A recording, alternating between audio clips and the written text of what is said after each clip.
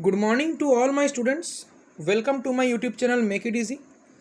Okay, today we are going to learn about a very important topic taken from the syllabus of class 11, that is the law of chemical combination.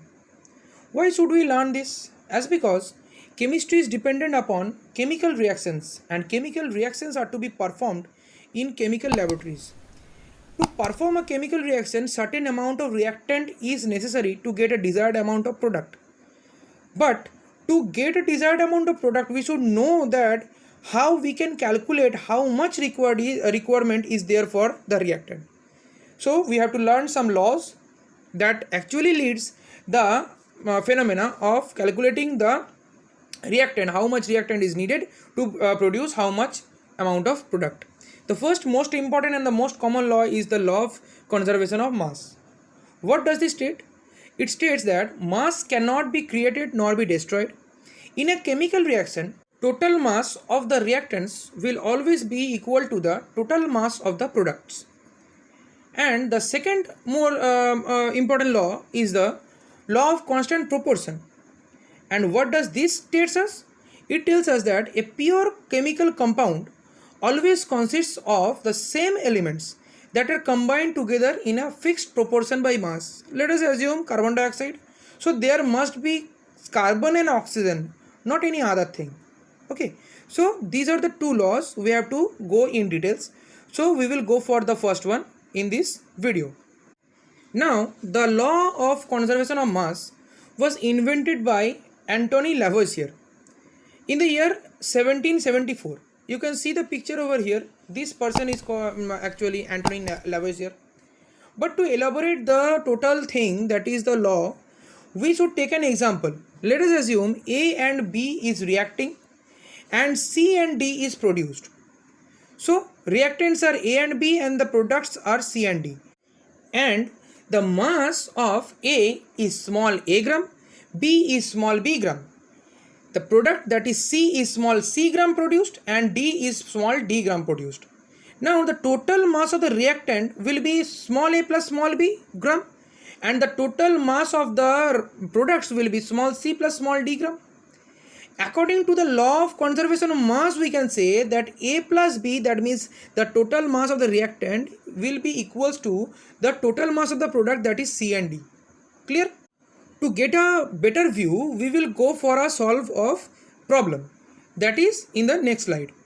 It is taken from the CBSE 2012 and the question is, in a reaction, if 5.3 gram of sodium carbonate reacts with 6 grams of ethanoic acid, the products formed will be 2.2 gram of CO2, 0.9 gram of H2O and sodium ethanoate is formed. We have to find out the estimated weight of sodium ethanoate. To do the calculation, we have to first write the chemical equations clearly. That is, the sodium carbonate Na2CO3 reacts with ethanoic acid, that is acetic acid CH3COOH. Sodium ethanoate is formed, that is CH3COONA. CO2, that is carbon dioxide, is formed and water, that is H2O, is formed. Now we have to write down the values that are given in the question. That is 5.3 gram of sodium carbonate reacts with 6 gram of ethanoic acid. Let us assume x gram of sodium ethanoate is formed and 2.2 gram of carbon dioxide is formed, 0.9 gram of water is formed. Now total mass of the reactant equals to 5.3 plus 6 gram. Total mass of the product equals to x plus 2.2 plus 0.9 gram. Now according to the law, we can say that 5 is the total mass of the reactant will be equals to x plus 2.2 plus 0.9, that is total mass of the product. By calculating in the form of algebra, we can get the value of x equals to 11.3 minus 3.1, that will be 8.2 gram. So in this answer we can say that 8.2 gram sodium ethanoate will be formed. Okay. Now we will go for another more critical sum in this case. That is 1.5 gram of C2H6 on complete combustion gives 4.4 gram of carbon dioxide and 2.7 gram of H2O, so that the reaction obey the law of conservation of mass. Now in the same way we will write down the balanced equation of the chemical reaction given over here. C2H6 plus O2, we will get CO2 plus H2O plus a certain amount of heat. But to write the balanced equation, it will be 2C2H6 plus 7O2. It will give us 4CO2 plus 6H2 and heat. Again, we will have to denote the values given in the question. 1.5 gram of C2H6 is reacting with certain amount of oxygen, and 4.4 gram CO2 and 2.7 gram of H2O is formed. But as we have to prove that the reaction is obeying the law of conservation of mass, we will have to go for the mole concept approach. To do that, we have to first know the atomic weight of carbon, that is 12 gram, oxygen, that is 16 gram, and hydrogen, it is 1 gram. Okay. Now we will have to find out the molar mass, that is the molecular mass of C2H6.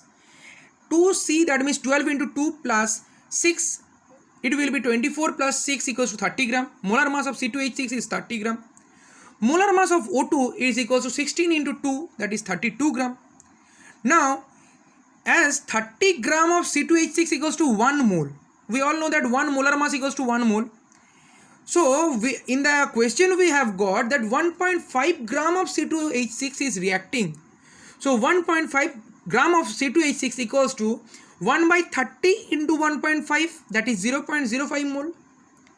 Now from the balanced equation we can see that 2 mole of C2H6 requires 7 mole of oxygen for the combustion. So 0.05 mole of C2H6 will require 7 by 2 into 0.05, that is 7 by 40 mole oxygen. Now the general formula of mole equals to mass, that means the given mass by molar mass. And from this we can calculate the mass of oxygen required in this reaction is equals to 7 by 40 into 32, that is mole into molar mass, that is 56 by 10, that is 5.6 gram. Now you can easily calculate the total mass of the reactant equals to 1.5 plus 5.6, that is 7.1 gram, and the total mass of the products is equals to 4.4 plus 2.7, that is also 7.1 gram. So the law is being obeyed.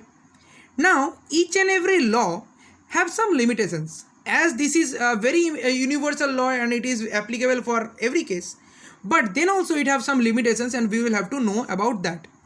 Let us take an example, that is, if we take a brick and hammer it into brick powder. If we measure the mass of brick and brick powder, we will see that the mass of brick is not equal to the mass of powder. The mass is little bit less. But the value is so negligible that we don't think about that in clear. But it is very clear or very clearly visible to us in case of nuclear reaction where mass is being converted into energy. And this creates an imbalance between the mass of the reactant and the mass of the product. That means in that case, the total mass of the reactant will not be equal to the total mass of the product, as because little bit of mass is converted into energy. The phenomena can be clarified by the law of relativity given by the famous scientist Albert Einstein. You can see him in the picture. According to his law, the mass can be converted into energy and it can be expressed by the formula, that is the famous formula E equals to mc square, where E is the energy, m is the mass of the matter we have taken, and the c is the speed of light, that is 3 into 10 to the power 8 meter per second. Now, generally in case of exothermic reaction, the heat that is evolved is equal to the mass difference occurring over there in between the reactants and the products. The mass is converted into the energy and it can be calculated out by the formula E equals to mc square. These are the two basic limitations of the law, and this much for today. Thank you and have a nice day.